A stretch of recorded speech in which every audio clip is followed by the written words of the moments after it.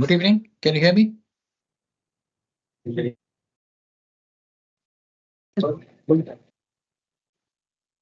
Okay, right.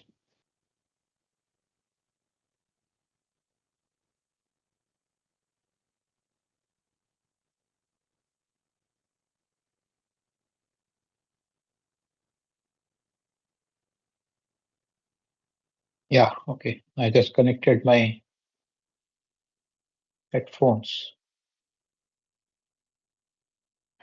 Okay, so yes, last class we had stopped at planning. Now we do a little bit of preliminary on construction.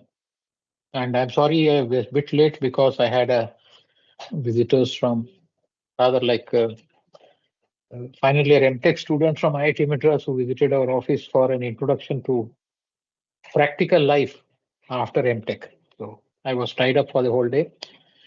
We are through now. Shall we start now? Hello? Yes, sir. Right. Okay. Now I can hear it. Fine. All right. Okay. So we will start with where we left off. We'll move on after planning towards the construction of bridges. All right. So let me start by sharing the screen.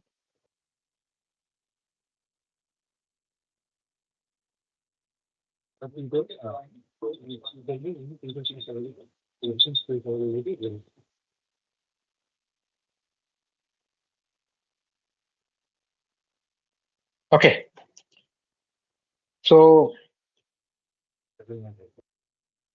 now in construction of bridges, you have a lot of choices. The most common form of them is simply supported, which you would have seen, I would say, maybe about 80–90% of the bridges are of that nature. Can you see my screen, by the way? Yes, sir. Yeah. Okay. Right. So the most common form of bridge construction that you know of is simply supported. What does simply supported means? Each span is resting on a set of bearings, which we saw earlier, which allow movement and rotation in specified or controlled direction. So that is what we look at it normally. 90% of the bridges are of that. But sometimes all those bearings and correspondingly expansion joints, the two are not related, but sometimes all spans related bearing also have expansion joint, which leads to rider discomfort and therefore has unpleasantness in usage. Second thing that happens is if you have all these bearings, they also require periodic inspection and maintenance. And depending upon the country you are in and the kind of organization setup that is owning the facility, it can be somewhat neglected. So to eliminate this, one structural option that is commonly used in countries, especially for small and medium span bridges, is this integral connection, wherein it is a monolithic connection between superstructure and substructure without any bearing. So it's a joint nevertheless, but there is no bearings to separate the superstructure from substructure and they are monolithic with it. So this is one form of construction that is commonly used for achieving this. Now, the physical aspect of it is that there is no joint and there is no bearing, but uh, commonly what it leads to is what they call it the problem associated with thermal movements, which is where we most of the time we provide the what do you call it? If you go back to compare the simply supported, in the simply supported case, you will generally tend to have a bearing here. And the component which undergoes the maximum amount of cyclic movement is the superstructure or the deck, as we call it. That moves on its own following the thermal rhythms. But when you do integral, the the whole system moves together because there is of the monolithicity. What does that lead to? It leads to the fact that the soil fill behind that has to got be a little granular. You need a granular backfill. It is the amount of this granular material required is not very big. but nevertheless, there has to be granular material so that this movement can be accommodated in the relative small displacement of the particles of the backfill. Okay, so that's one thing that when you do the thermal, I mean, when you do the monolithic connection, especially at the end, at an intermediate stage, it is handled in a different fashion, and sometimes it is handled by having twin piers with the gap in between them. But otherwise, uh, you when you have a monolithic connection between superstructure, the cyclic thermal movements are accommodated by a flexible fill on either side. All right, that is the biggest challenge that we end up having in you might have seen the most common form of it you would have seen will be your vehicular and pedestrian box culverts. Drainage box culvert is another example. It is a monolithic construction and it's also a bridge in that sense because it carries the vehicular loading. So, but you always will notice that you always have something called a filter media at the very least, a 600 millimeter thick granular fill of varying gradation so that it acts as a filter media and a drainage media. So, this is the physical requirement that comes about due to the monolithicity. The thermal movement is one of the most critical aspect and it is cyclic in nature because there can be rise in temperature and there can be fall in temperature. Why don't we worry about the shrinkage? Shrinkage is also movement, right?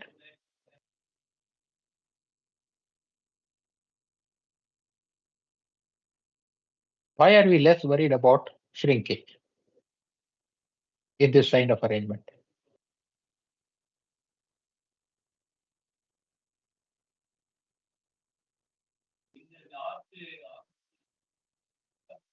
Hello, can you hear me?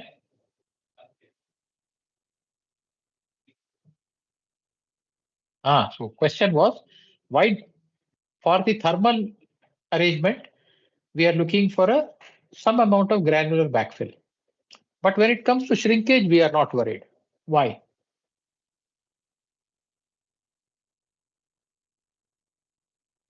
Temperature is also time dependent.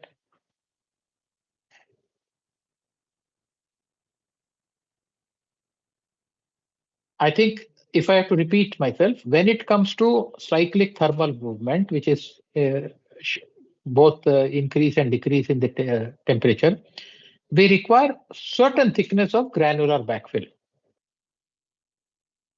Some thickness is absolutely must, otherwise this will, in this kind of situation, it create a problem. But we don't insist the same thing for shrinkage. Why? So what is shrinkage?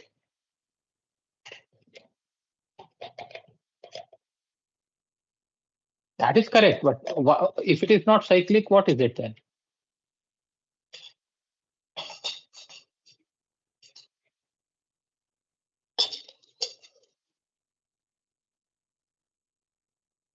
Yes, it is non-cyclic, then what is it? Unidirectional. I think you should get the terminology. You should use the terminal, and that direction is what? Shrinkage always tries to do what?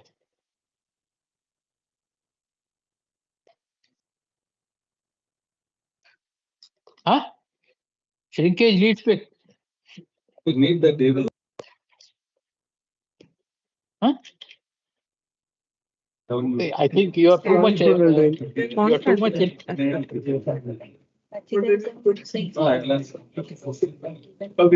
Hello. We can take it and we can also MC. Too many people talking simultaneously. Yeah. So it's unidirectional. So the question is, in which direction? When a shrinkage takes place for this deck, the movement will be in which direction?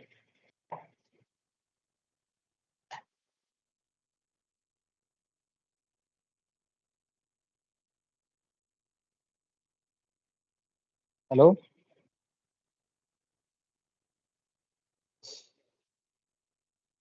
It is contraction actually.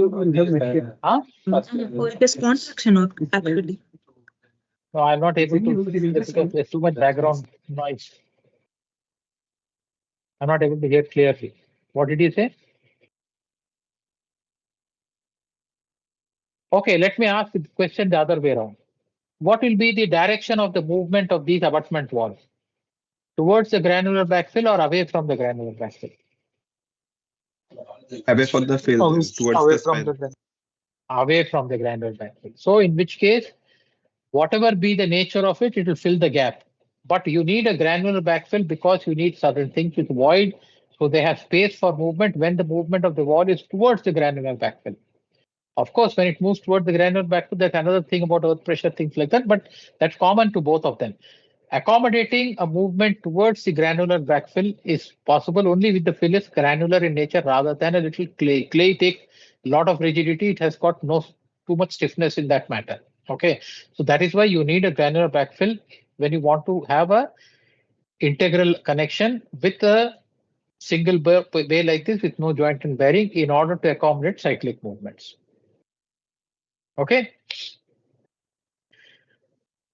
Now the question is, the superstructure thermal stresses are transferred to substructure through integral connection.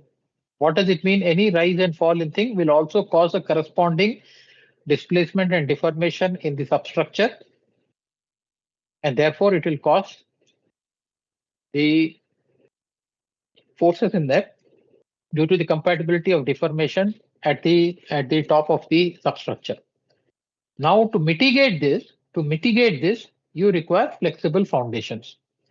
Flexible pile is one solution, but not the only solution. But necessarily, flexibility must be introduced to mitigate the extent of this effect that will happen on it. But remember that if you make uh, overly flexible soil, it will also cause you problem with the retaining wall design because then the earth pressure forces will all be totally somewhat very different. That will the kind of forces that will be caused on the boxes will be different. If you have, but remember one thing, be very careful. This is really not a box culvert. This is a integral structures representation. It is not a box culvert. Don't confuse it with that. Okay. An example which we saw last class about the when we were introduced to some of the integral superstructure form and the integral structure. Okay. What are the advantages? It has no expansion joint in the deck, therefore improves the riding quality. Elimination of water leakage in the structural element. It improves the design efficiency. Why does it improve the design efficiency? If for the same reason as you are taught that continuous structure is more efficient than simply supported structure. So with the continuity with your walls, your superstructure becomes kind of indeterminate and therefore uses the section depth more efficiently. Therefore, it improves the thing, and it is other structural efficiency is improving redundancy. What is the redundancy? Especially in the case of uh, earthquake condition. In the case of earthquake condition, you have multiple places at which you can absorb energy through large deformation. Okay, that is why you have an improved resistance to earthquake and blast effect. Why we think effect? Because structures have more reserve strength due to both the equilibrium as well as the nonlinearity condition, and therefore blast effects, which are essentially large air pressure forces on the structure, which are accidental in nature, can only be designed in nonlinear fashion. So to that extent, all the indeterminate structure with monolithic connections are better and easy to design. Well, there can be debates about it, not very complicated to design. In that sense, that the integral structures are not that complicated, but it has a little bit more complication than others because you cannot design substructure and foundation in isolation from superstructure, which is sometimes possible with simply supported spans.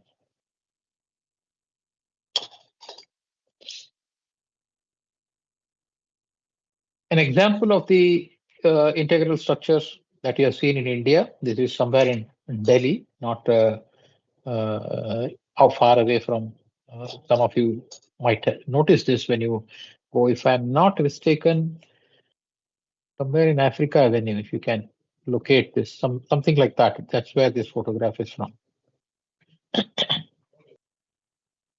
The advantages, other advantages for integral construction is in the construction itself. It's a simplified detail for construction.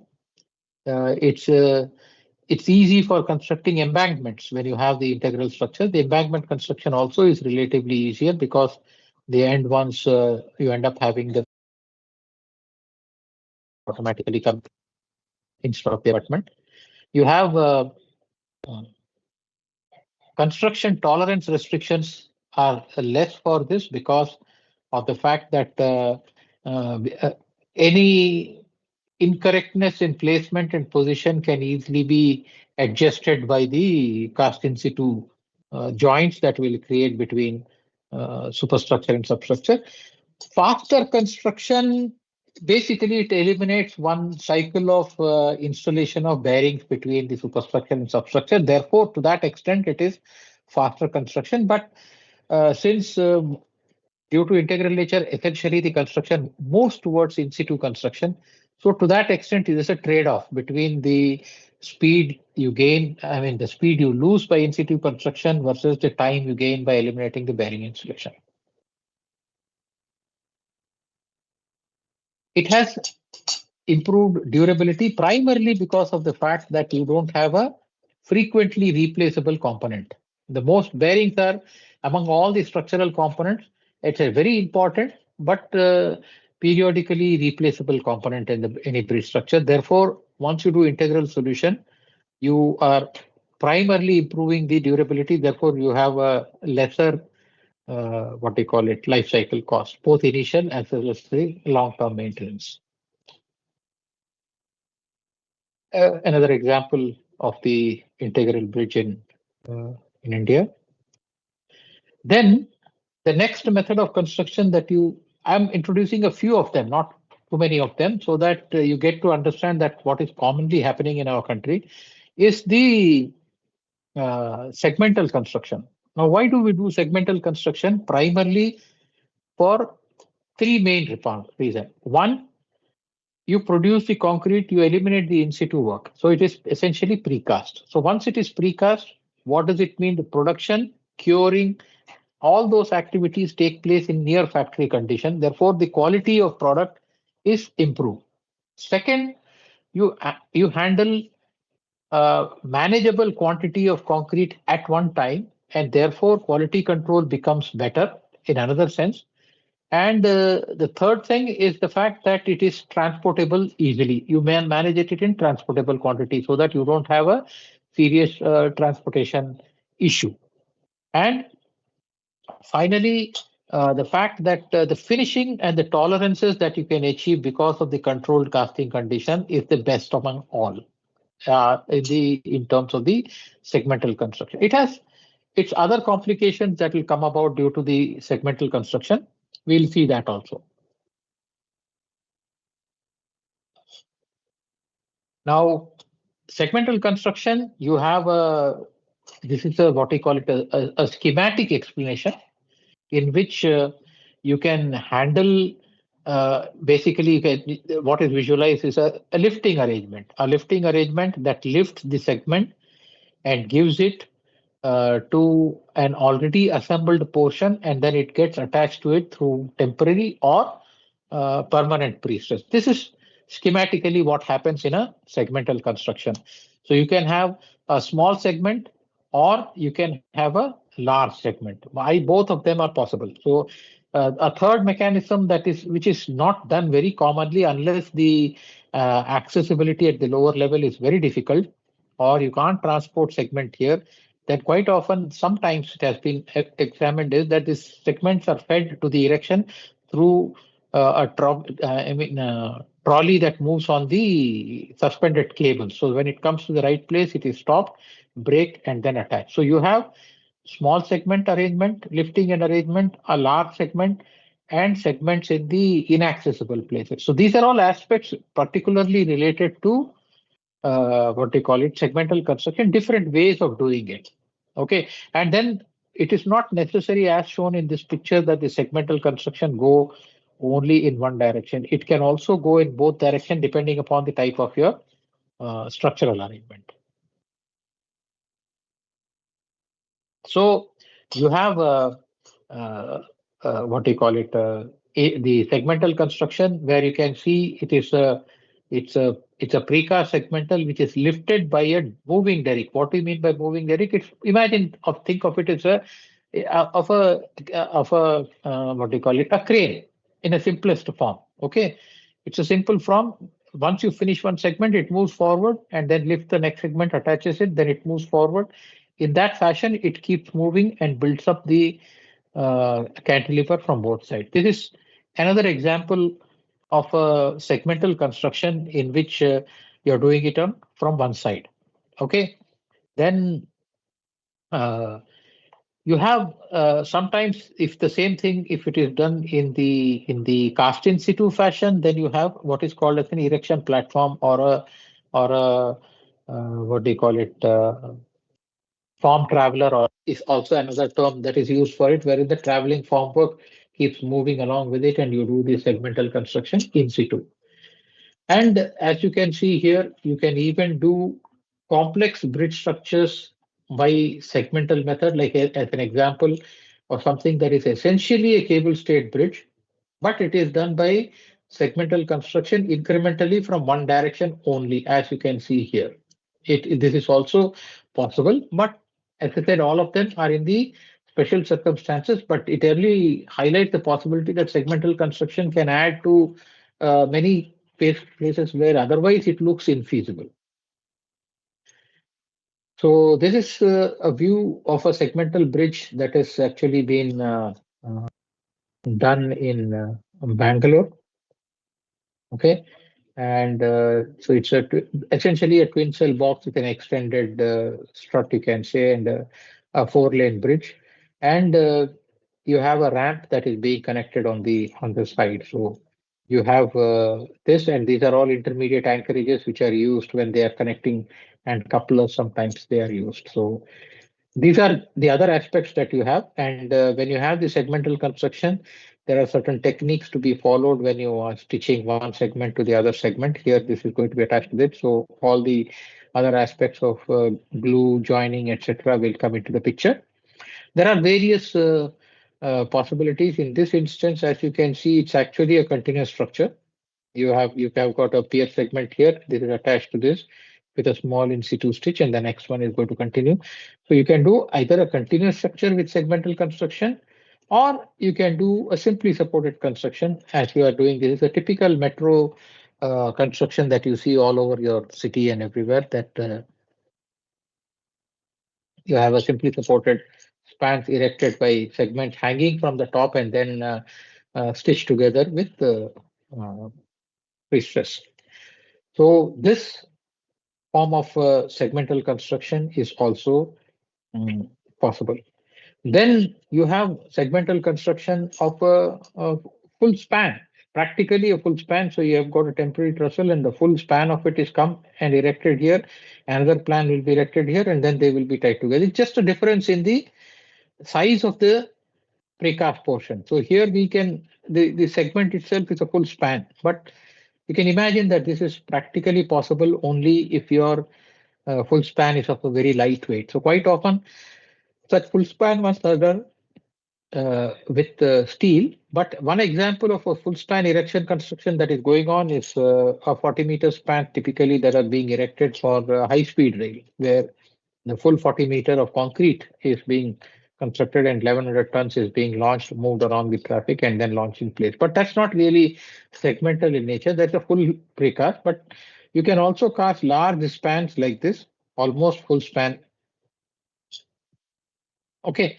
And for casting of all this, you require what they call it. Uh, Sometimes you need for full span, large full span, you require a floating crane. This is an example of a floating crane which was used for construction in the Konkan Railway project and Cochin project, where they used to launch 40-meter span. Floating barges were there, in which the full span was lifted, almost like this, almost like this, but of a much lighter capacity. Uh, Another full scale launching, full span launching that you can see in this example is where they used the tidal variation to lift almost 700, 800 ton girder from a jetty. This floating barge stands there, and the way this mechanism works is that the barge comes in at low tide when this is below the girder. The level of this jetty is aligned in such a fashion that in low tide, the barges can come underneath with this truss, and as the tide rises, this point picks up the support at this end and corresponding one at other end. And then as the tide rises further, this girder is lifted off this jetty due to the floating barge rising along with the tide. And once this girder is released from the lifted off from the deck, then the tug pulls this across, takes it to the pre-prepared span as you can see at the background. And there the reverse process happens. At high tide, this barge goes and parks itself underneath the underneath the in the span of interest and waits for the tide to recede. When the receding tide starts, the level of the barge goes down, and along with it, the girder keeps rolling until at some time this girder touches the bearings on the top of the pre-installed bearings on top of the pier cap, and this barge is released and it comes to ready to do the next cycle. So this from segmental to the full span, you're seeing different ways of doing this full span. This is the full span that you are. It is being used in the high speed rail. What you see basically, the full span is transported on the erected deck. Once it comes near this, it gets lifted by the launching girder. Then it moves the front end moves on the launching girder. The rear end comes here. Then the rear end gets lifted by the launching girder, and the whole thing is lowered onto this. Once this is lowered, this launching girder moves on this erected to get ready for the next span. So this is end-on method for launching full span launching. This method is, if you want to see, you can go to the high-speed rail under construction in between Bombay and Ahmedabad. You will see exactly same method is being done there.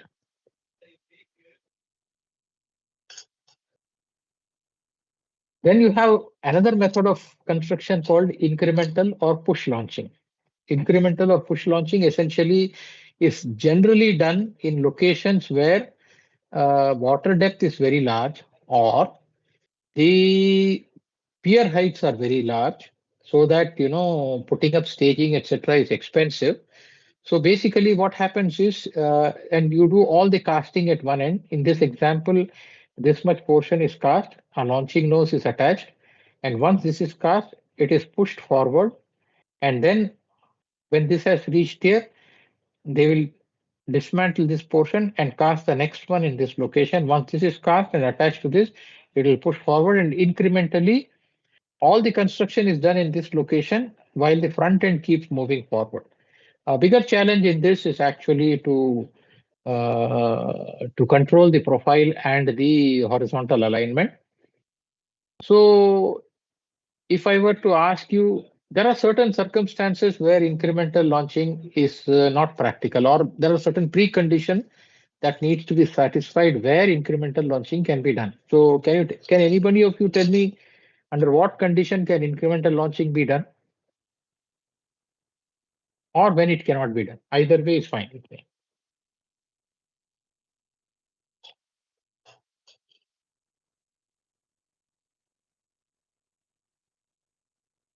Yes? Any idea when it will be possible and when it will not be possible?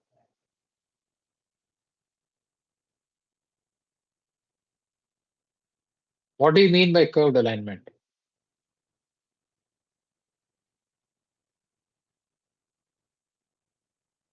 The curve has very no, no. If it has a uniform radius,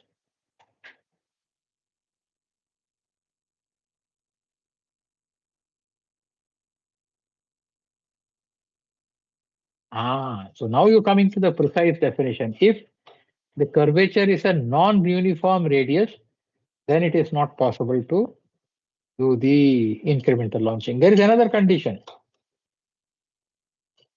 That is in you're I presuming you're talking in plan. What about elevation?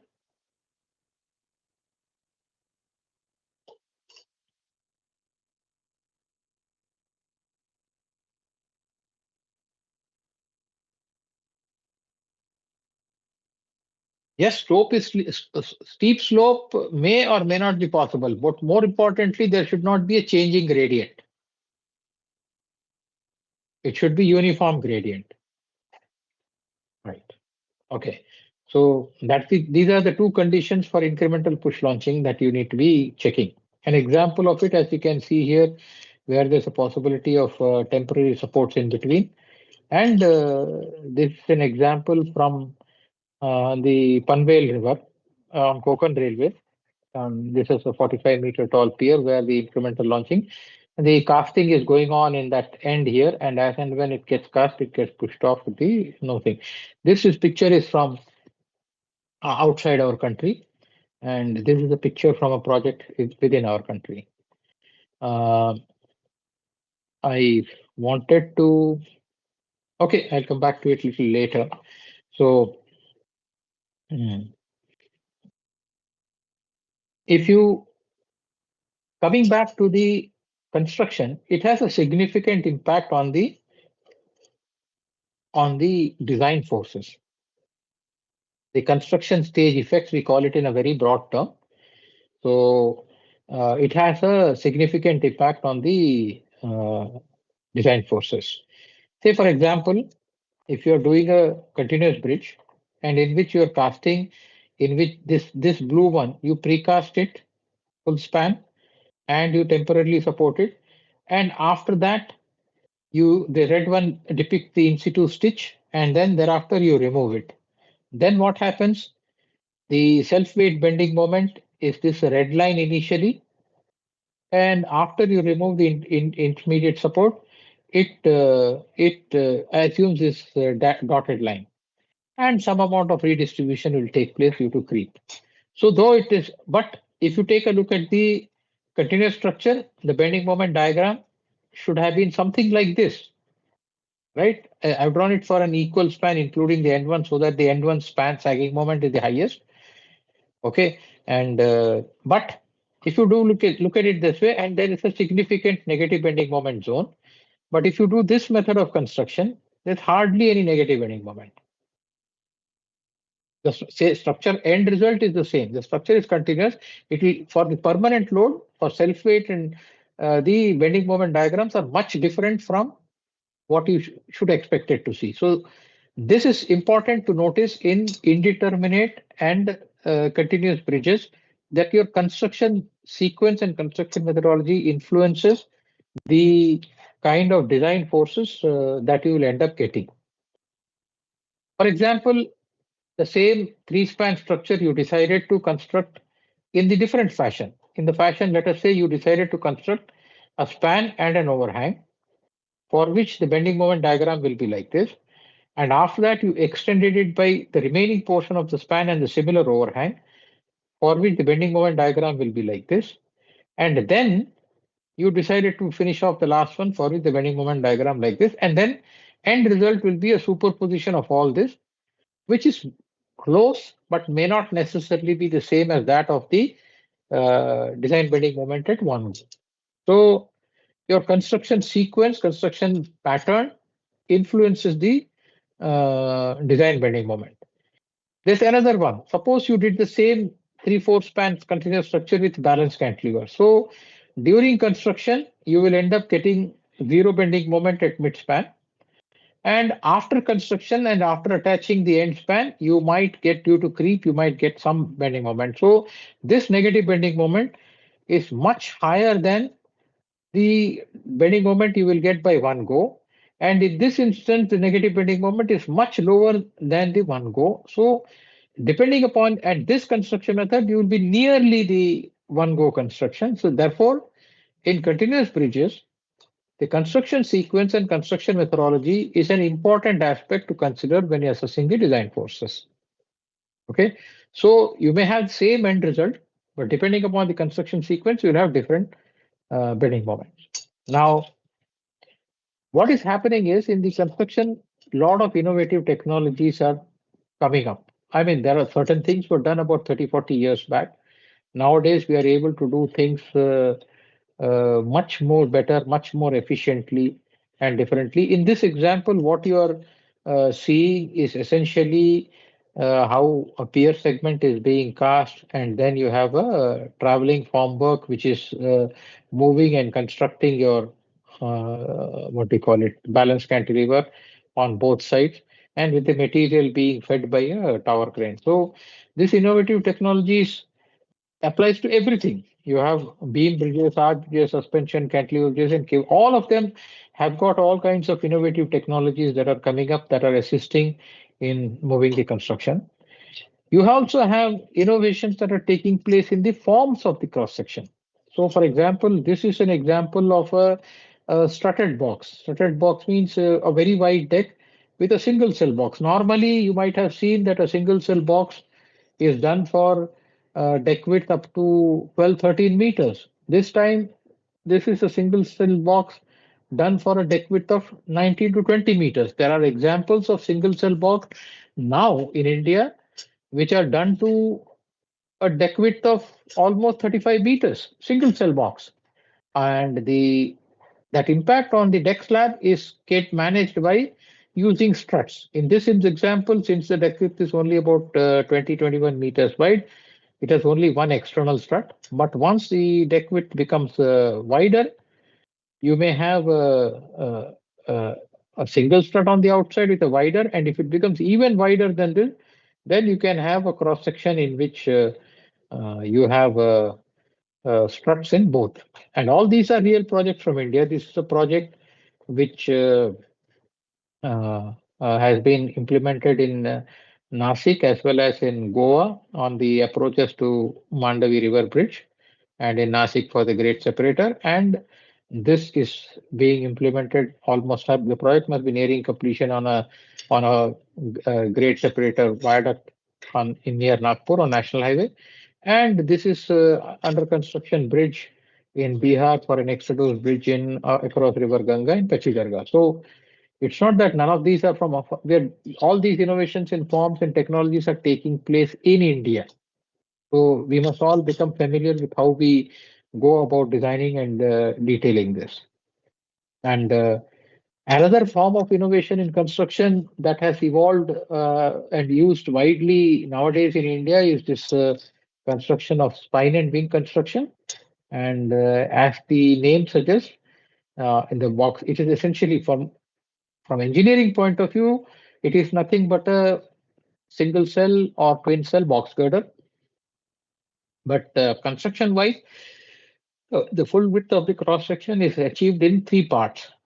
The central part, which is called the spine, which is mimicking the spine of a maybe even a human being. And then you have the side parts, which are the wings, which are attached separately, cast separately, attached separately with transverse prestress and an in situ stretch, transverse preset from here to here, and an in situ stretch. And this photograph is actually the first of the wide wing construction with spine and wing done in our country in Mumbai. And it's almost 27.2 meter wide cross section, in which the two wings were approximately 9 meters wide, and the spine was 9 meter, another 9 meter wide.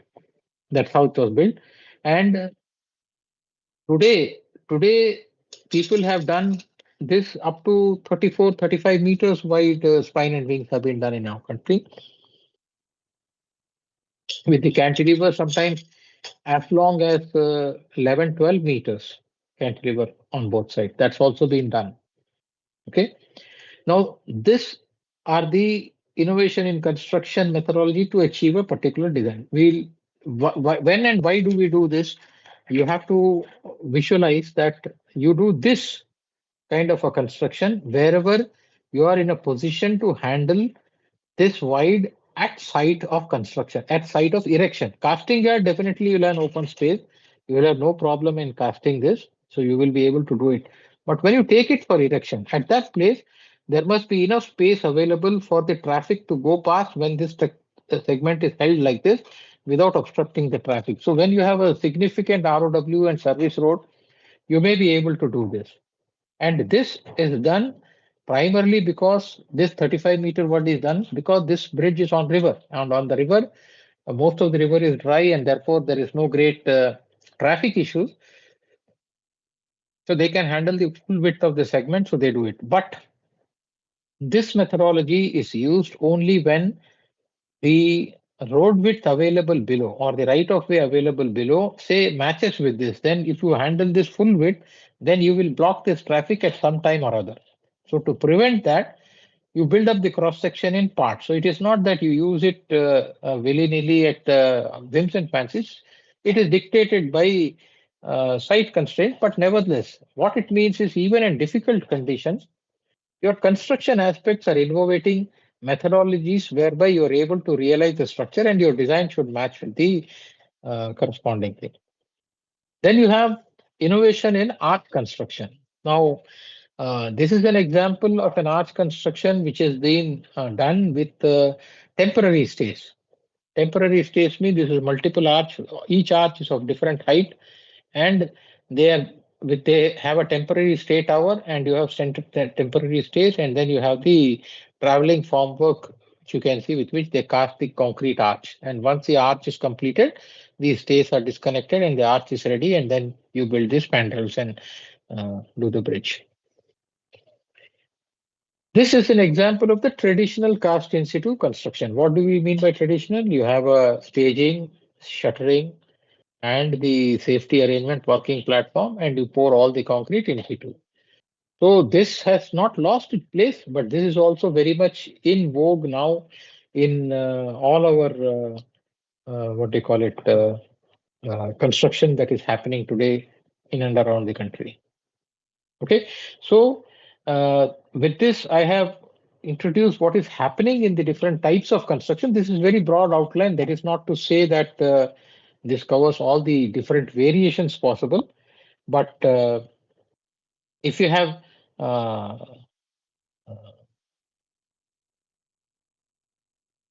seen this, we will then, after having seen up to the construction, we will move on to what they call it, the material part of it. Okay. So, meanwhile, if you have any queries at for what we have seen up to now, you can ask.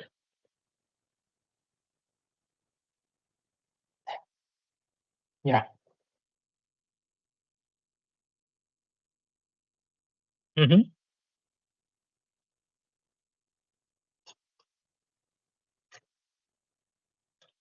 Oh,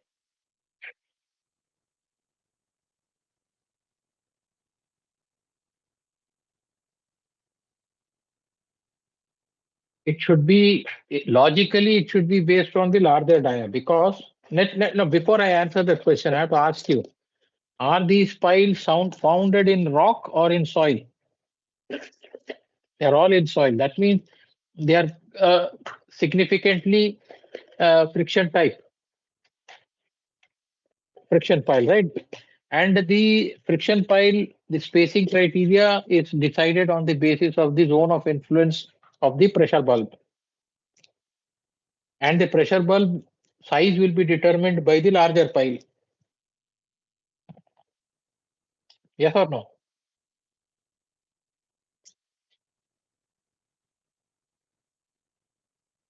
Yeah, and if no, no, but if the smaller pile lies within the pressure bulb of the larger pile, it will not get the necessary capacity.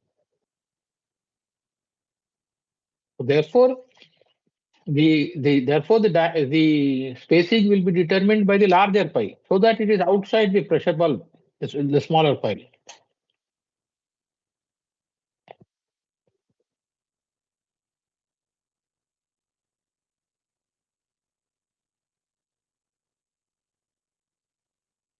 See, wherever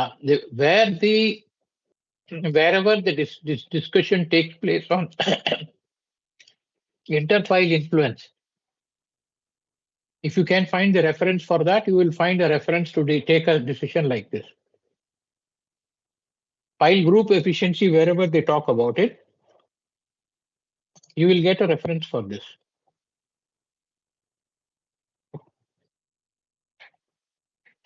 Okay. Anything else? Or then we move on. Shall we? Okay.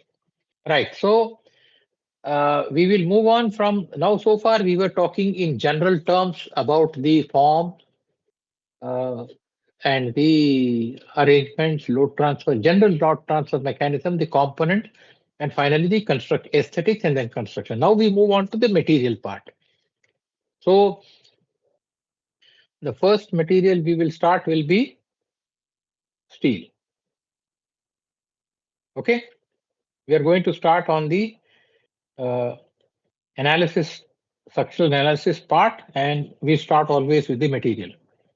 And in the material, we'll start with the steel. Now, what are the various materials? First, we'll understand. So we have steel, and steel also we have in the form of untensioned steel, pre-stressing steel, and structural steel. Then we use concrete as a material, which we have in the unconfined form, confined form. Then we have other materials like stainless steel, PTFE. Then some natural materials like timber, stone, and clay bricks, which is the usage is going down as time goes by. So,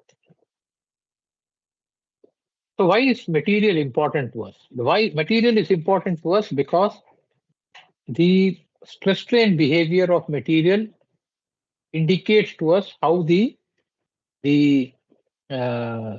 structure as a whole behaves, where the what is the load carrying member, what is the strain in that. So, as an example, um, with the uh, for an RCC section, for example, you have the stress strain behavior, and the constitutive relation tells us where we'll end up having the neutral axis, where we'll end up having the tension, and where we have to provide the reinforcement, etc. To understand all this, the understanding of the material aspect is very important before we go to the any form of design or analysis. Okay, so uh, fundamentally, we start with the material behavior. From material behavior, we go to the section design behavior. Then we go to the uh, analysis part, and from the analysis part, we go to the design of the individual components in the section. And after this, the design process is not complete in a strict sense, though quite often in our current day practice, most of us, we complete this cycle. We start with the material property, we go to the section design, we do some analysis, we do the detailing, and we stop. However, it is not the end of the full design practice. As time goes by, you will find that we need to go back and re-verify from the structural behavior. Here we have the at the material level stress strain behavior. Now we have to load deflection behavior of the structure as a whole we need to do. And from there, we have to go back and verify whether it fits in with the assumed um, stress strain behavior for the structure as a whole. And that is when the full design cycle is completed. But today, nowadays, significantly, we end up stopping here. So until we close this loop, and therefore, when you do this part of it, here again, the material will come back again to validate whether the stress strain behavior is linked to this structure displacement load behavior. So unless we verify this, our design itself will never be complete. So design is with this complete cycle. But currently, all of us tend to do up to this much.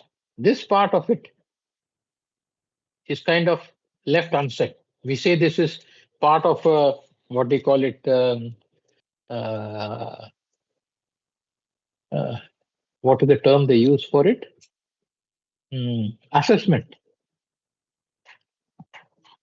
Okay, so material plays an important role in this whole cycle, both here as well as assessing the overall structural performance.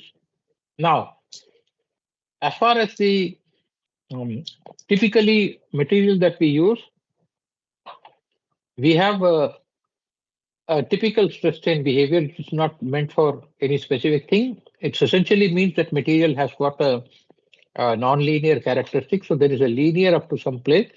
And once the linearity is lost, we tend to define that place at which the linearity is lost as the characteristic strength. Its actual strength, it fails at a much higher, not much higher, at higher level of stresses, which we call it as the failure strength. And then once we know the characteristic strength, we make sure that in the design, the stresses are at one place, which we call as the design stress. So we have design stress, characteristic strength, and the actual strength. And generally, the actual strength is also at a much larger uh, strain level. Okay,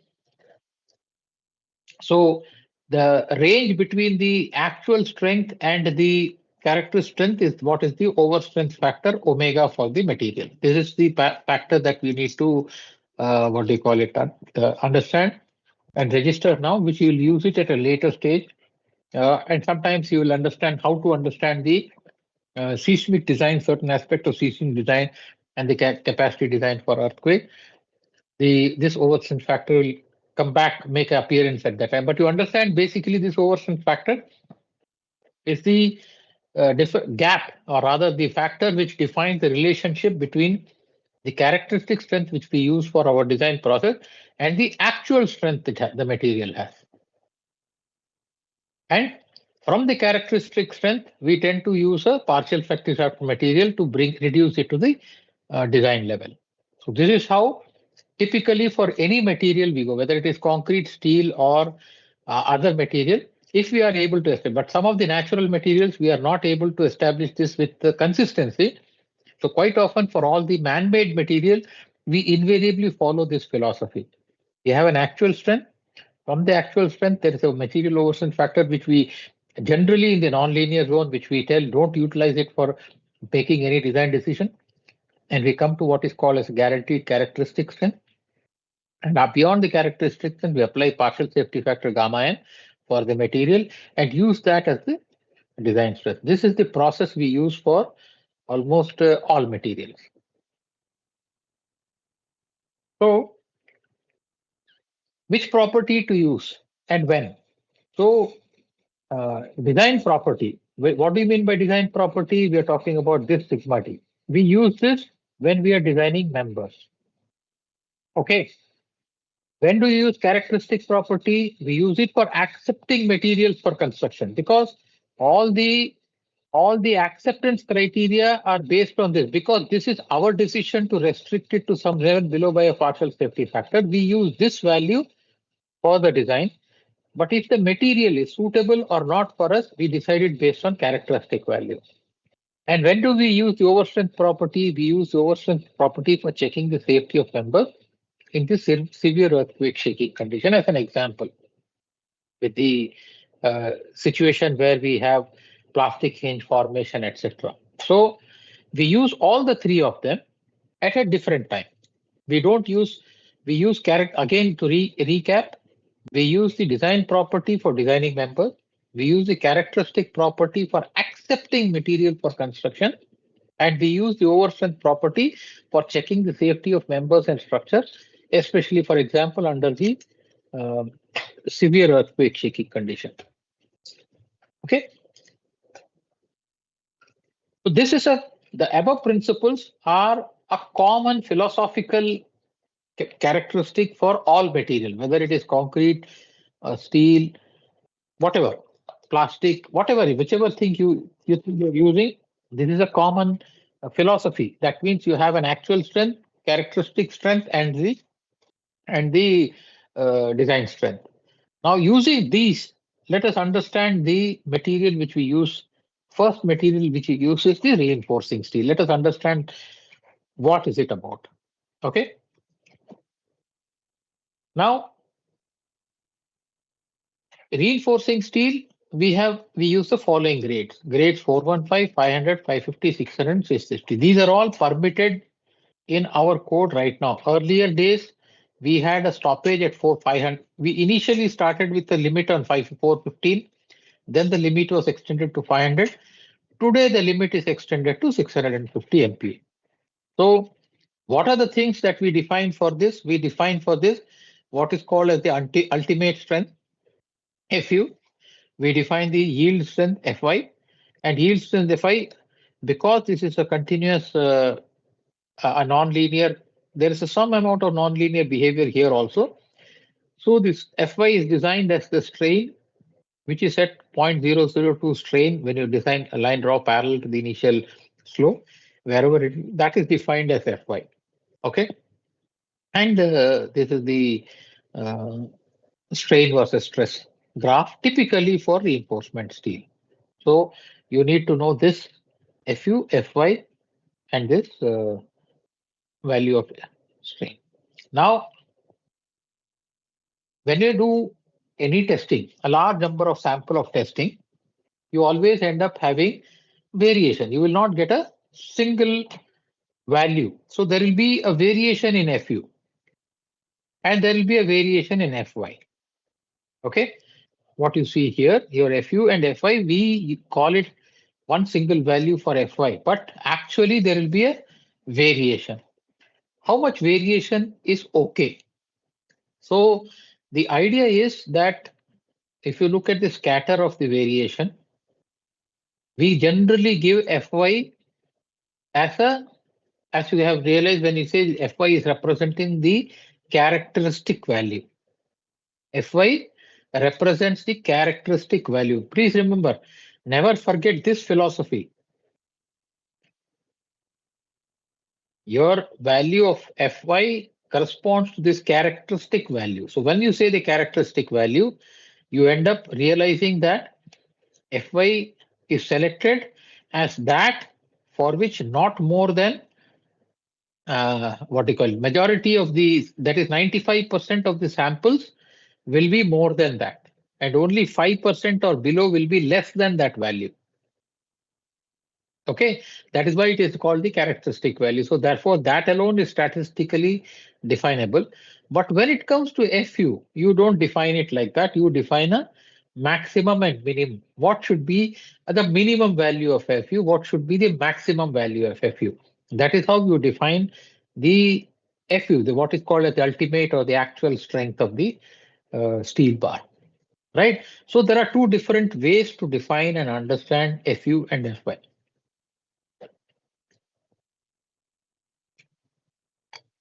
So you have various possibilities.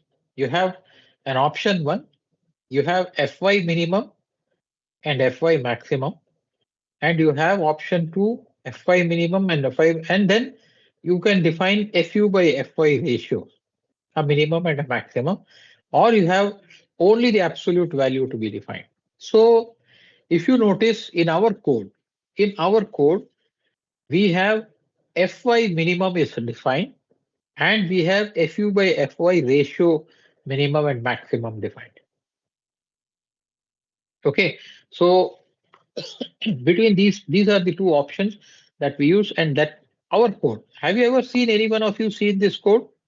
Okay, I will just bring it up just for a second. I will stop sharing this. I'll bring up that so that you are aware that this is exactly what is there in our code. That it is, while it is a philosophy, it's actually also implemented in our codes. Let me open up the IRC 112 code for you.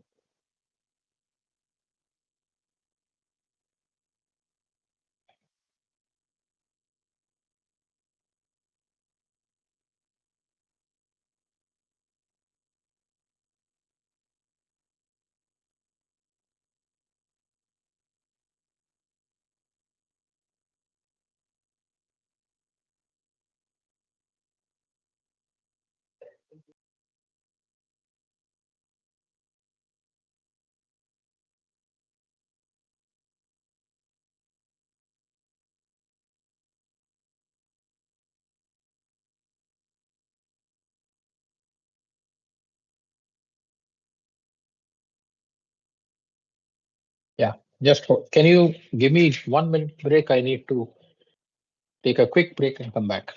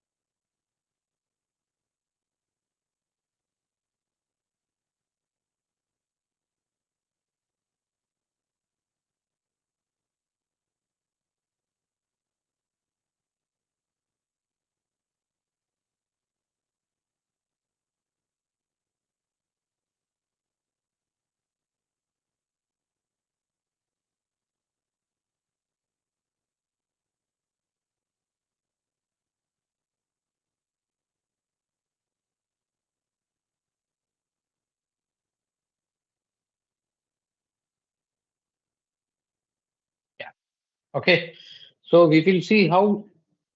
Let's go back to that slide once, and then we will recap and have a look at how it is uh, presented in the thing. So as you can see here, the properties of steel are defined on the basis of this option 1 rather than option 2. Basically, you define the minimum value of Fy followed by the ratio of Fu by Fy, and this is seen uh, as a if you recall this table of 18.1 of IRC 112. Do you recall seeing this ever? Yeah, have you seen this? Or you don't look at this table at all?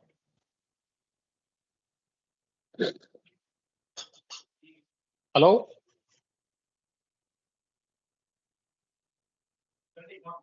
Hello? Can you hear me? Ah, so as you can see here, the question, the fun question in this is why is this is mild steel and this is HYSD? Why is it for mild steel you have this defined and not this range?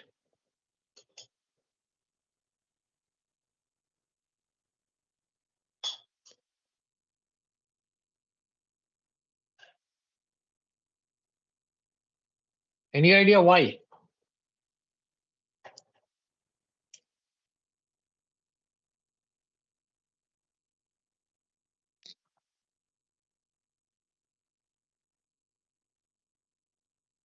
Yes, I thought by now it would have been drilled into your head why mild steel alone is defined one way.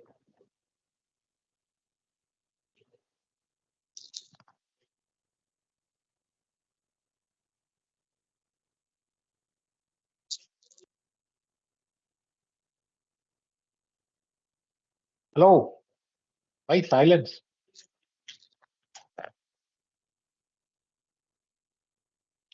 Are you all there or you're left?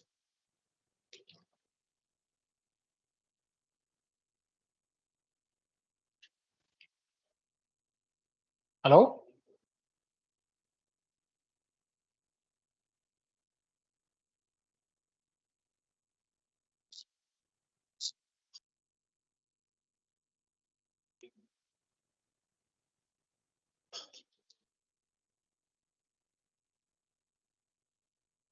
Hello? Ah, my question to you, all of you, is you remember when we went to the presentation, you saw the for the yield strength, you have defined a minimum value. Okay? Or and for the ultimate strength, you have defined a ratio of Fu by Fy. My question to you is why is for mild steel alone it is defined like this?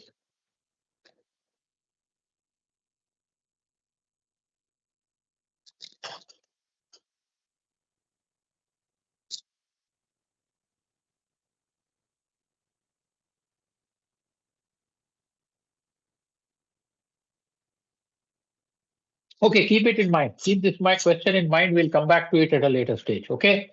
But nevertheless, as you can see, this is the minimum value of Fy or Fi, or they call it yield stress, or 0.2% proof stress, 415, 500. This is the minimum value.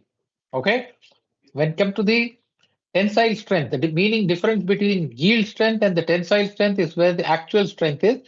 And when you look at the actual strength, it is given as the ratio of this as a ratio of the as a percentage of the actual. That means that has to be at least 110% in the case of this grade, 112% in this case, and for 415S grade, it should be more than 125%. Okay, correct. And in absolute value also they have given not less. So what it means is the code, what does it tell you is it tells you that it tells you for reinforcement steel, it prescribes this minimum value of Fy, which we saw earlier as a in the previous uh, graph, wherein it was the uh,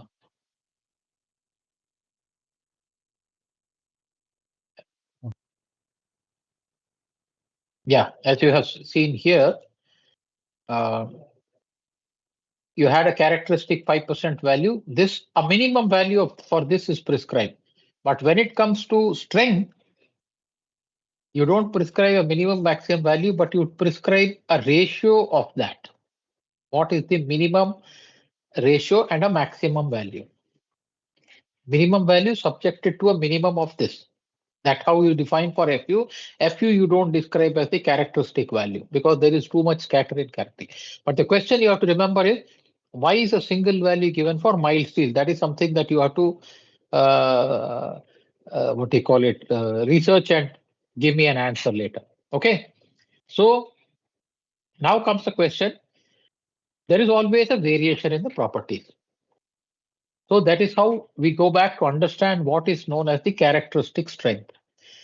So characteristic strength, not more than 5% of the sample fall below this range. That is what we call it as the characteristic strength. But please remember one thing, for our specific acceptance purposes, we do not specify characteristic strength, we specify characteristic yield strength.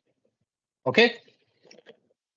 Now, so for reinforcement HYST, you have various graphs that you have always seen. Basically, for cold work steel, you have reinforcement till you have a stress strain curves. For HYST, you have what is called as an actual strength, which is essentially this blue line.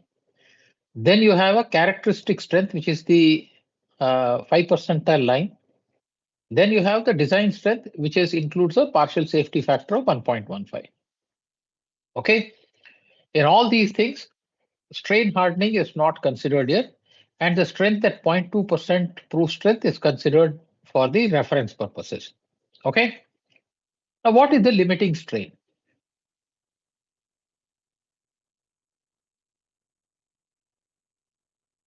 Yeah.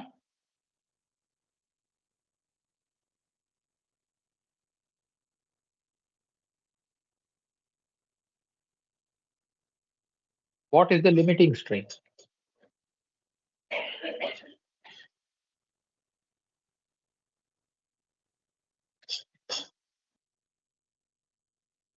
Hello?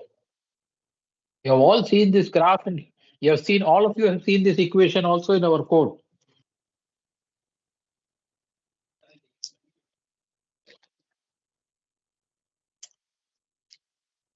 So what is this limiting strain?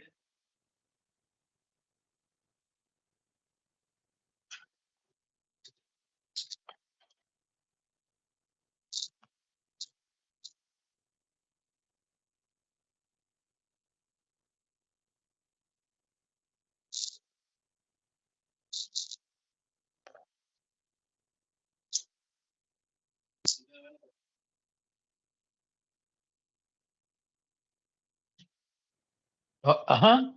Okay. Beyond this, the structure will no more give you an elastic response. Okay, please understand the word. Don't forget the word elastic response. What is an elastic response?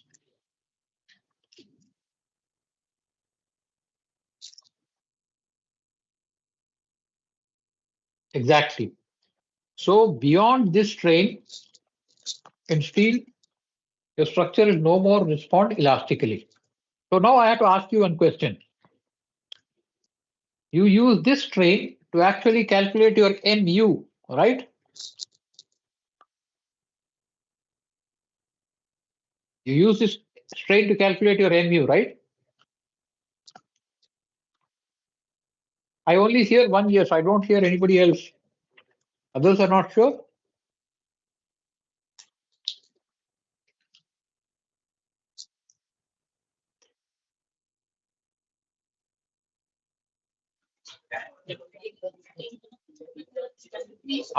Others are not sure or what? That expression 0.002 plus Fy by 1.15 ES. That limiting strain up to that is what we use for calculating Mu. Yes or no? Yes, sir. Yes. So in that case, I'll ask you one question, and you use Mu is what? According to your common understanding. Mu is ultimate moment capacity, right? So my question to you now is, when your structure goes to ultimate moment capacity, is it still elastic?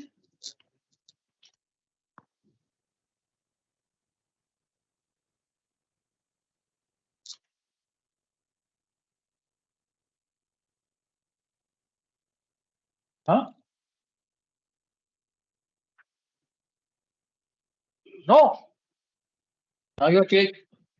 I said it goes up to Mu. You use the word Mu as ultimate, so it is elastic, right? So that's one important concept you should register in your mind, that when your forces go up to Mu, you are still in elastic range as far as the reinforcement steel is concerned. and therefore your structure. Okay, understood? So therefore, only when the strain goes beyond this, then you're going into what is called as the plastic region.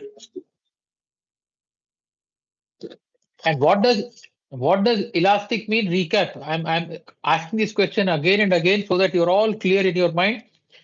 As long as the structure is in elastic range, what it will do when you unload it?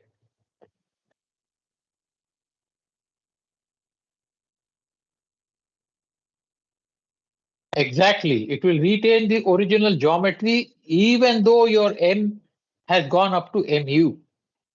Keep remember this position, this fact again and again. We will come back to it later on sometimes when we are designing the checking the seismic design to understand its significance fully. Okay. So next time somebody tells you it's gone to MU, somebody will say it has yielded. No, it has just gone up to MU, that's all. It has not yielded yet. Okay.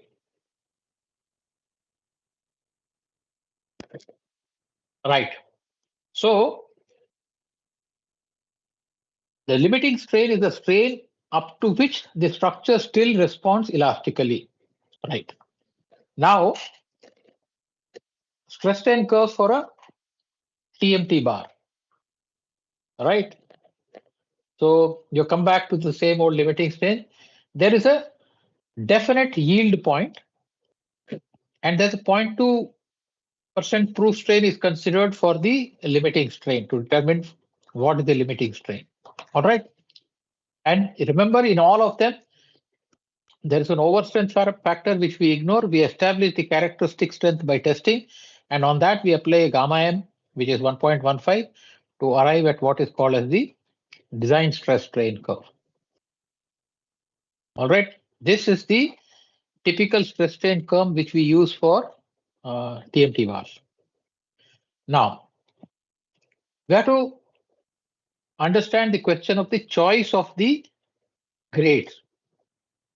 Okay, in a typical column, you have a longitudinal bar which is red, and then you have the transverse bar in blue. What is an ideal grade for choosing the longitudinal bar?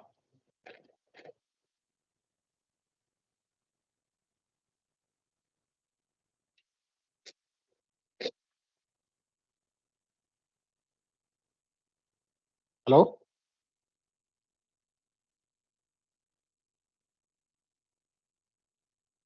Yes, please.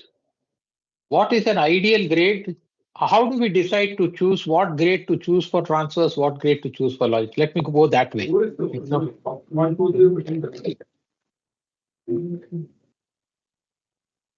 Hmm. Yeah, go ahead.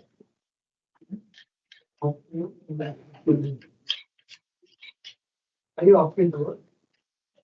will you choose what grade to use for longitudinal bars and what grade to use for transverse bar is the question. Is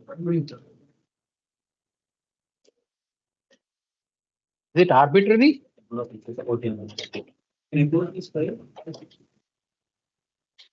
The question is only appropriate if you have a choice. I'm saying there is a choice. You have a mild steel to choose, you have to got HYSD to choose. You have even among HYSD, your choice to choose 500, 550, 415, etc. What would you choose as appropriate for longitudinal bar and what would you choose for transverse bar? Which will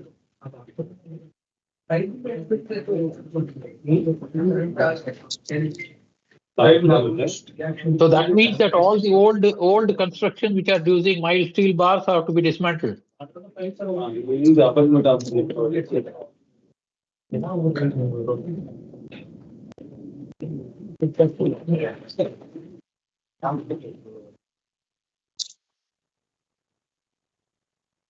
What will you use for the longitudinal bar? Okay, let me put the other way around. Uh, suppose The longitudinal bar is Fe415 and the transverse bar is Fe500. Is it okay? So US suppose will be Or other way around, if the longitudinal bar is Fe415 and the transverse bar is Fe250, is it okay?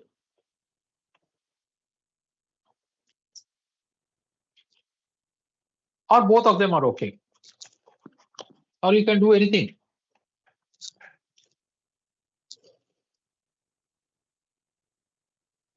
Sir, since longitudinal bar is carrying more load, or Hmm. it is considered as a main steel, so its grade should be more than transverse bar. Hmm. And the grade we can select based on the load it has to carry. That okay. That is as far as the longitudinal bar. What about transverse bar?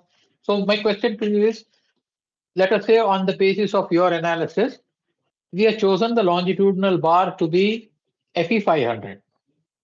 Okay, for the section size you have chosen, you want longitudinal bar to be Fe500. Now you have a choice. For the transverse bar, as you possibly have said, it is not controlled by load as much. So the question is, can it be Fe600? Can it be Fe250? Can it be Fe415 itself or Fe500?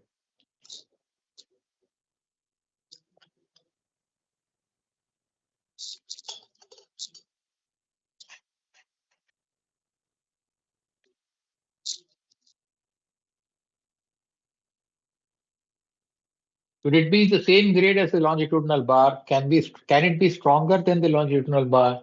Can it be weaker than the longitudinal bar? Can be I use the same as word, longitudinal or lesser than that. it cannot be more. It can be more if that it depends on the load, sir, but usually it will No, be no. less than longitudinal. Transverse Transverse. will be less than longitudinal. Should it be always? Lesser or equal, sir. Why not more?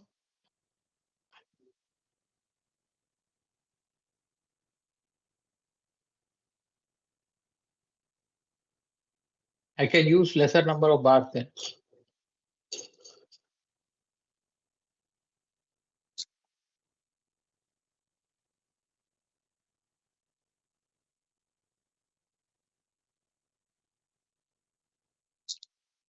Hmm? I can use lesser number of bars then, no?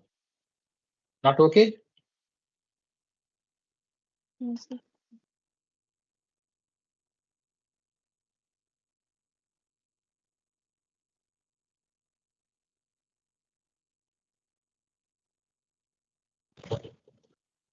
Normally, we will use Fe415, sir. Ah, Maybe for bending or itself will be easy now. It will be more ducted. If we go for higher grade, it will be have to bend at side now, sir. but nowadays, anyway, you're not getting steel less than 500 grade in HYSD. All of them are 500 only.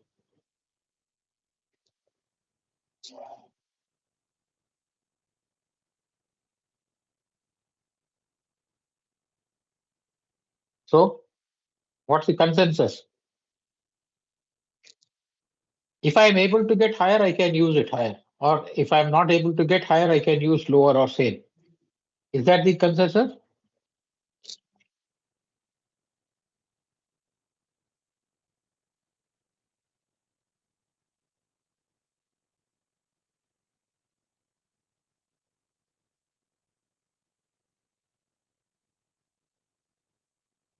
Uh-huh.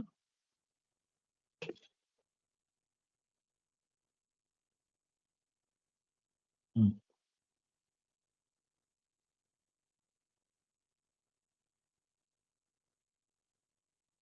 No, I didn't understand. Can you repeat?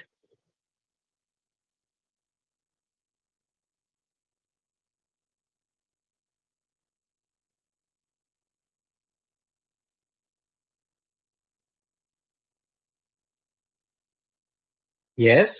Okay. Hmm.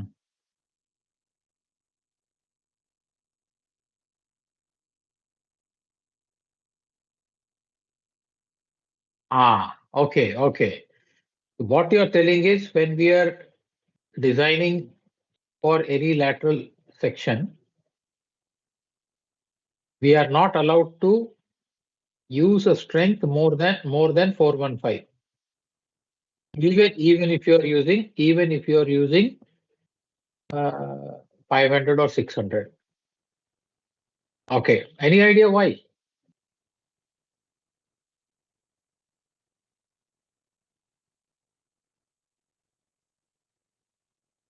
Why is so? Why is it so?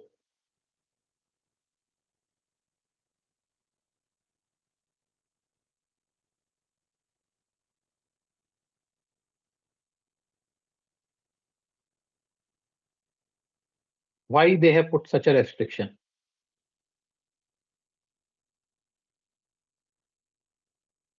Because this transverse bar has to be put in a loop.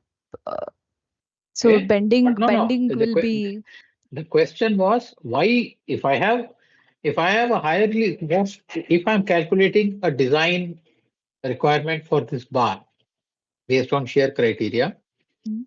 and if I am going to use 500 steel, you're still not allowed to use the 500 steel to calculate the area requirement based on 500. You're restricted from doing it by up to 415. My question was why? Okay, in that case, we'll understand why. It is a legitimate restriction. We'll understand why. To understand why, you have to understand the role of the transverse bar. You understand there's a column, there's a longitudinal bar. There's no problem in understanding the longitude. All of you understand that longitudinal bars take care of axial compression as well as the bending tension. Agreed? Yes or no? And the transverse bar take care of any shear. Agreed? Yes, sir. Right. Torsion and shear. Torsion and shear are equivalent in both two perpendicular direction in the same plane. Okay, that's not a problem. So understood that. Okay. However, if you have to understand the role of the transverse bar, let us blow up the small portion of this and see how they are. So you have the bars in compression and you have bars restraining it like that. They have a spacing of this bar. Okay. And you have a bar going around it. This bar acts like a connector between the two ends as a spring. It has a stiffness. It has a certain stiffness. For these bars which are in compression, this bar is like a tie. Okay. These springs all have a stiffness EA by L. And there is a potential for, under this action of compression, the buckling of this longitudinal bar between these ties. And once this potential is recognized, you will end up having a requirement that this bar have a certain stiffness. Now, in this expression EA by L, do you have any choice to manage the stiffness with L? No, because that's the dimension of the column. Because that L is divided by the spacing in this direction. Do you have any choice with regard to E? No, it is steel. So E of steel, irrespective what grade it is the same. So the only way to control stiffness is through area. Correct? So what is good for you? The L, the area is controlled by what? If you're going by the force method, and if I keep using steel of higher and higher capacity tensile strength, I will, from design of force point of view, I will keep getting smaller and smaller area. Correct? if I assume get up such a small area, you will find that this stiffness is becoming very low. And if this stiffness is very low, it cannot prevent the buckling of this bar. And therefore, you should not make the area of these bars much smaller. That is why the code has a restriction that the bar has to be of certain minimum size. That's one rule it has, that the bar must be of a certain minimum size. And that is another reason why they say don't calculate the strength requirement based on higher and higher tensile strength and yield strength of the shear bar, limited to 415, because over a long period of experimentation, they have found that calculating up to that gives them a safe design. Okay. Now, coming back to splicing of transverse bar. So imagine there's a large diameter pier and you have two bars like this you need to splice. Okay. And you have a typical bar is available in 10 to 12-meter length. So what is a good way of splicing these bars? So you have one choice, that you tie it up with wires at the overlapping zone, or you have couplers. These are two possible choices for you. So out of them, which one would you choose? Coupler, because it ensures a. But the point is, remember one thing: when you have coupler, it is expensive. Depending upon the diameter, you have to be careful about it. And the cover also will be an issue in case the coupler is always a bigger diameter than. These are the issues to be addressed when you use coupler. The question is, you can also have a choice. You have a coupler, then you have a third choice. You put a bar and you bend these two bar around it like this. Which would you prefer? Still coupler. You would not prefer this.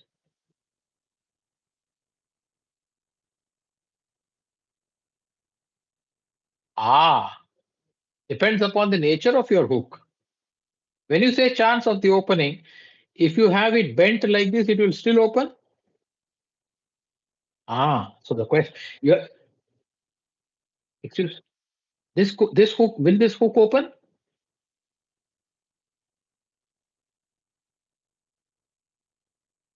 This may open. Please understand, you are using 90-degree hook in a very general term. This, if I had shown it with a rectangular section at that corner, then your observation could be right. But this is a circular column, what I have shown, and this hook is going into the core of the column. What I'm saying is, don't memorize the effectiveness of hook based on the angle. Then you will say that, if I tell you that the angle of 135 degree, it will not open out, right? That 135 not opening out is good only for a 90-degree corner. If I had, let us say, if I had an octagon shaped column, then my 135 will not open if I use only the degree. Because my corner is also 135, no? So it will definitely open. Even 135 will open. Correct?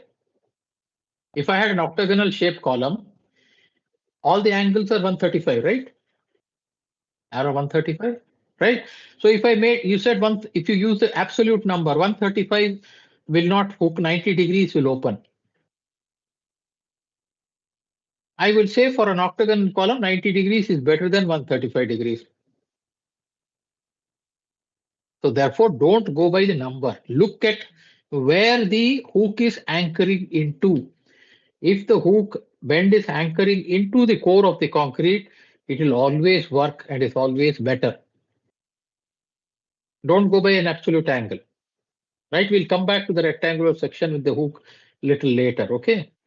So now you're coming back to the strength issue. You recall that if I use 550, I will get small a. Based on the stress strain graph, if I use strength as a criteria for deciding the area. Agreed? And therefore, the code restricts you to say don't ever use more than 415 to decide the size of the shear stirrups, the transverse bar. Please remember this applies to the roll of transverse bar only. It doesn't say don't use 450 for longitudinal bar. Longitudinal bars, you can use 550, 600 also is allowed nowadays. This applies only to the transverse bar in a column, right? Okay. So splicing of transverse bars, then we come back to that issue. So the question is the same. You have got as the what do you call it? Fy increases, the area decreases, which is not good. So there is a limitation on the Fy you can use, and therefore you need to ensure a certain minimum stiffness for this bar. Okay, there's a minimum stiffness for this bar so that it performs properly as a transverse bar. Now, how to do one simple, you might have noticed somewhere certain maximum spacings of these tie bar. Where do they come from? It comes from the fact that the axial force in the tie bar, horizontal bar is nothing but area into Fy. If area, you put it as the and if you know the spacing of the bar, then the area of the tie bar per meter is pi square EI by SV square. And once you have that, which is conservatively, not very accurately, conservatively, and SV by dB, you have pi by 4 into square root of E by F. That will be from your buckling criteria. When you substitute E by E and all this, you will end up getting that is spacing by diameter to be around 15.7, and that is what is given conservatively as 15 in most of the codes. To say 15 times the diameter should be the maximum spacing subject to 150 or 200 depending upon the situation that the code split. It's a very simple way of deriving the correlationship between the diameter and the transverse bars spacing. So they have a functional role to provide. You cannot eliminate transverse bar altogether. Okay. The other role of transverse bar is actually in improving the concrete performance itself. That all the above discussions you saw was the how it improves the performance of the longitudinal bar. It prevents the buckling of the longitudinal bar. The therefore transverse bar has a role to play in that. Next comes the issue of the role of transverse bar in the improvement of the transverse functioning of the concrete itself. Okay. So as you are all classically understood, whenever you compress concrete, concrete has a tensile strain in the perpendicular direction. What is this effect called? Absolutely. So this is called the Poisson's effect. Can you avoid it? You cannot avoid it. So Poisson's effect cannot be avoided. So you have to learn to live with it. And how do you minimize the Poisson's effect? You provide for the tie between the two opposite faces so that this dilation of concrete is controlled and thereby increasing this concrete's performance. Okay. So when it comes to role of transversers, always choose a grade which is 415 or below. Okay. And longitudinal bar can be at the least they can be the same grade as the transverse bar or higher, never less. That means your transverse bar should always be a grade lower or equal to the longitudinal bar, never higher. And more importantly, transverse bars never grade higher than 415 bar. Okay.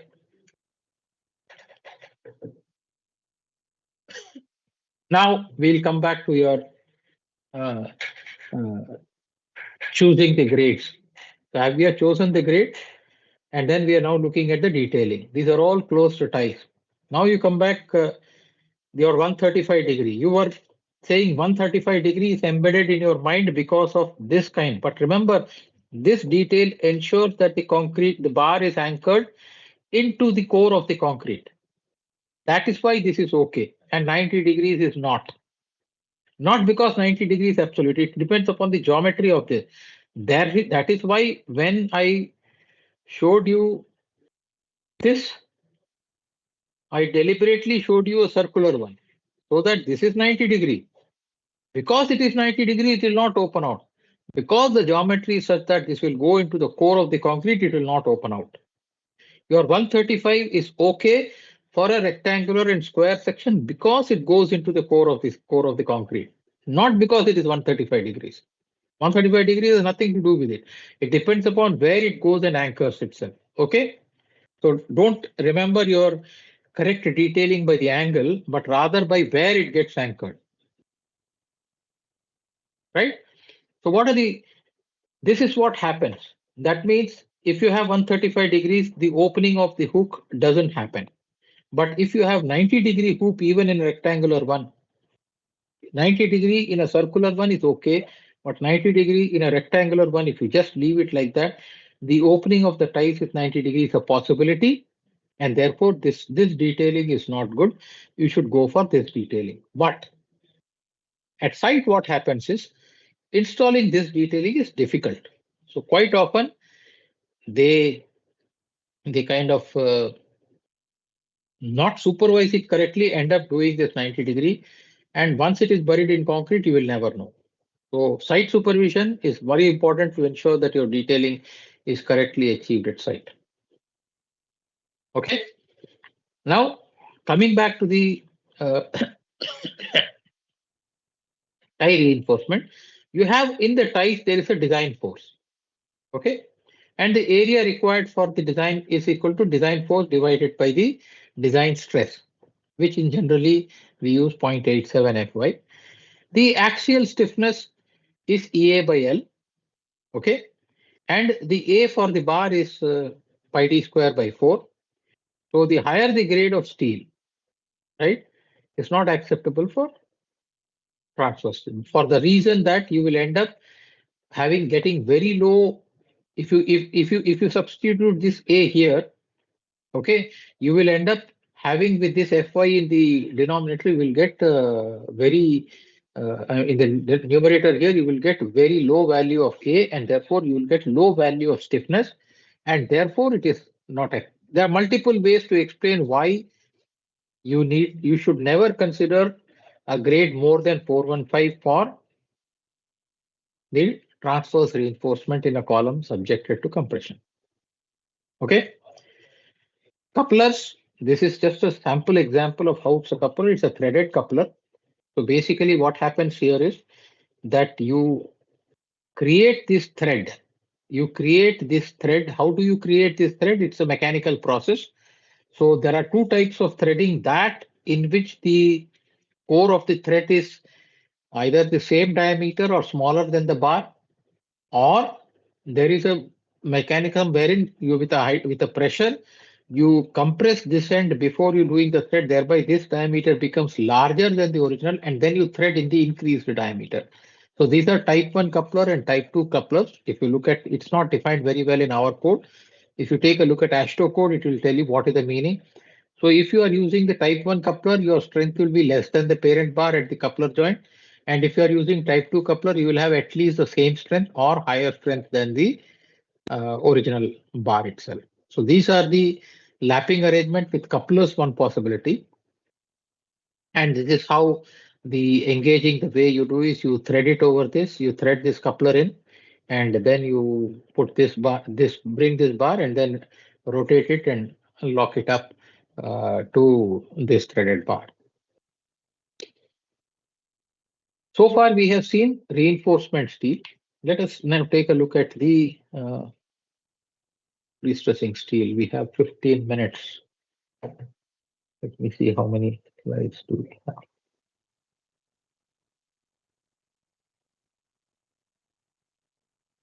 Okay, we can do this today and then we will go to concrete tomorrow. Okay, pre-stressing steel we can.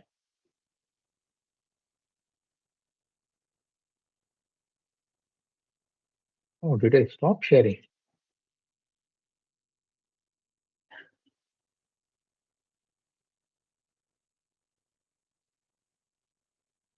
Okay, coming back to the pre-stressing steel, as you can see here,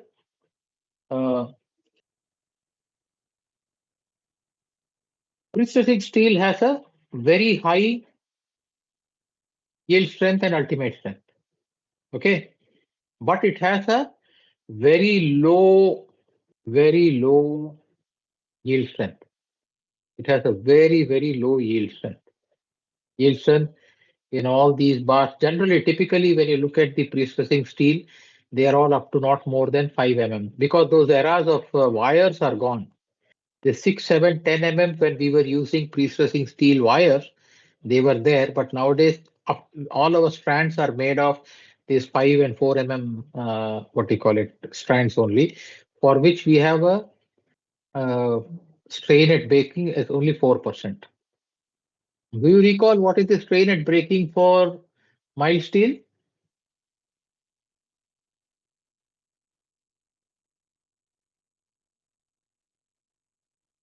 Yes. Any idea?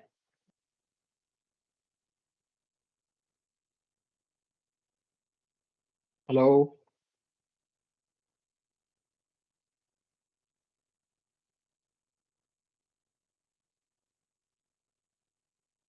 Yes, please. I'm waiting.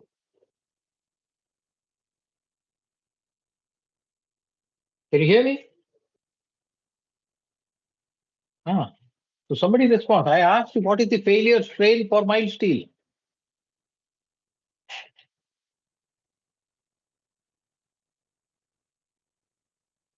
How much? Ah, I said failure strain. I didn't say yield strain.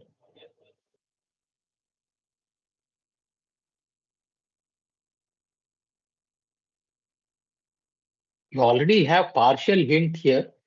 You have a partial hint saying that for pre-stressing steel, the failure strain is in the range of 2.5 to 4%. This corresponding figure for mild steel, do you remember how much it is? Don't open your codes.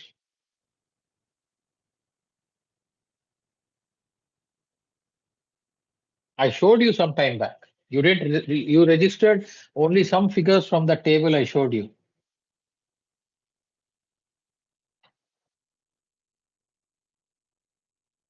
Okay, you find it out for tomorrow for yourself. Okay?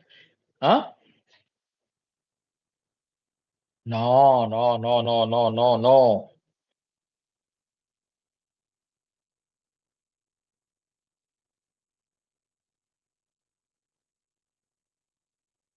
Ah, I am left with no choice. I have to uh,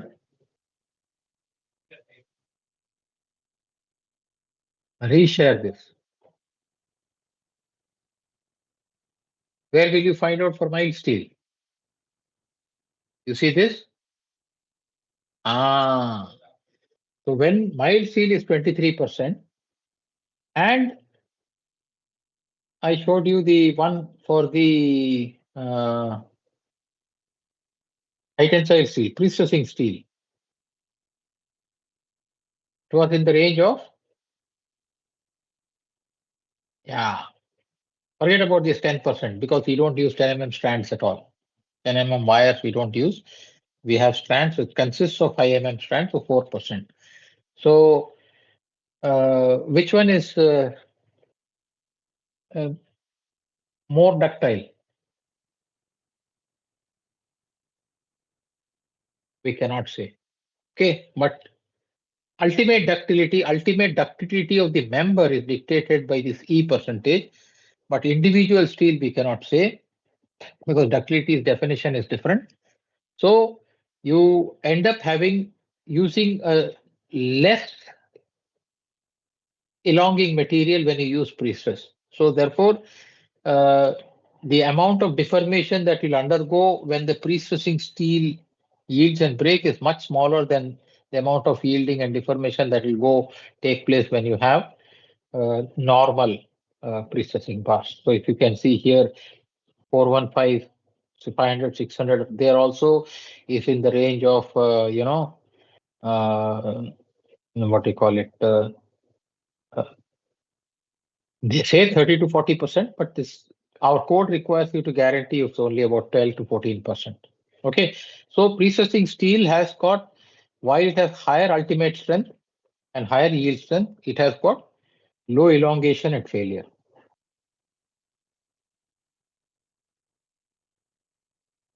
Okay.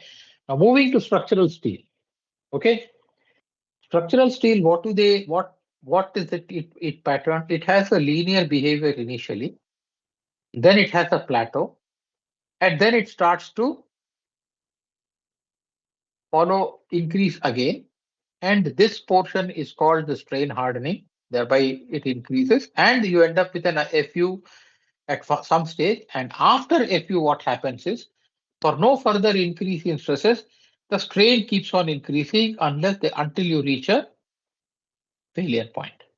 Right? So if there are two E's, modulus of elasticity. The commonly used modulus of elasticity is this E, which is 2 into, or what do you call it, 2 GPa, 2 gigapascal, or 2 into 10 to the power 5 MPa, or 2 into 10 to the power 6 MPa, right? So this value is only 2 to 5%. The stiffness drops down dramatically after the yielding. Okay. And where will you get these values, these elongation, ultimate tensile stress? You will get it in IS 2062 for structural steel. Okay. Now, if you look at the structural steel properties, you have, just like in mild steel, you also have FU and FY defined. Okay. And you also have the strain defined. So you have E250 is equivalent of mild steel. So in structural steel, they have got similar 23%, and E450 is around 20%. So the percentage elongation also depends upon the metallurgical process they adopt for it. And you notice that this ratio is almost less than 20% more than the FY. FU by FY is around 20 to 25%. That is the range in which you end up having the value of that ratio. Now, yeah, go ahead.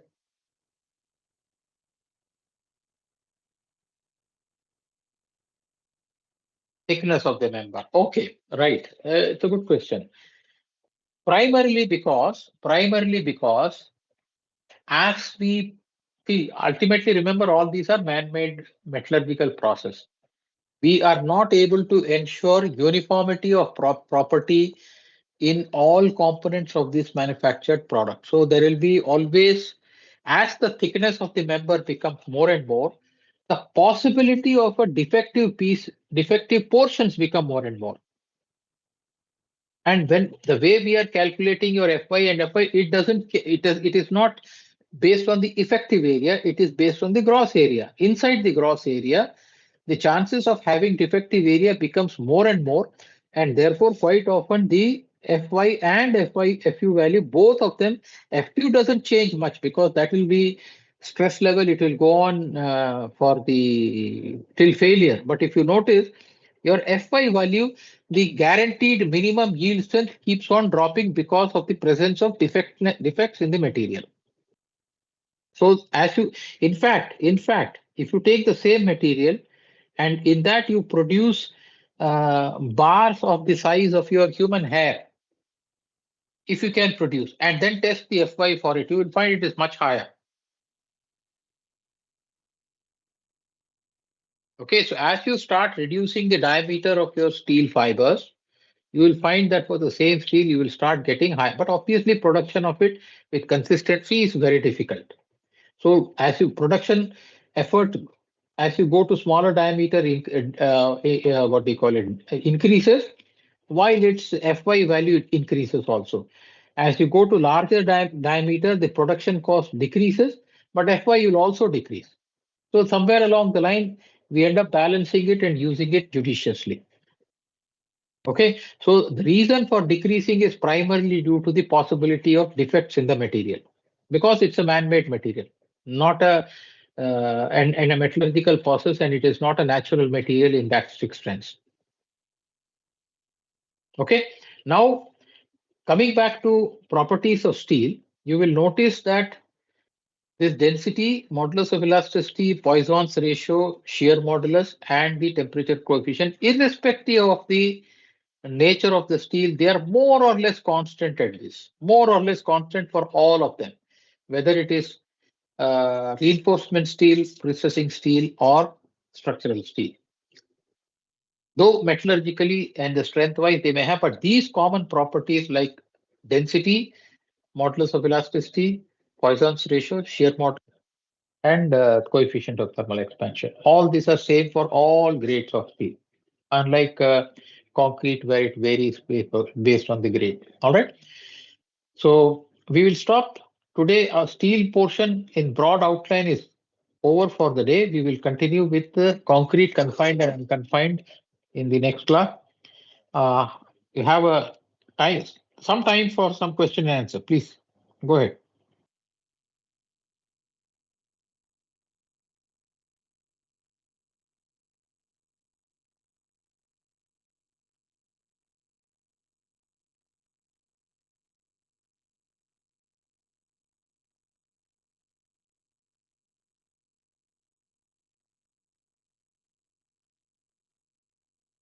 If you have no questions, then we'll call it a day. And next Friday is a holiday, so we will meet again on 20, the Friday after that. Okay, after Deepavali.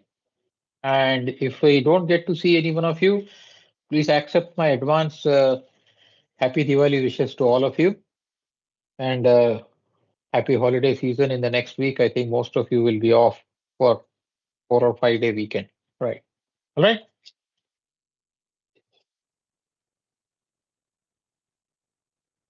Okay then. Good night. Thank you, sir. 21 meter.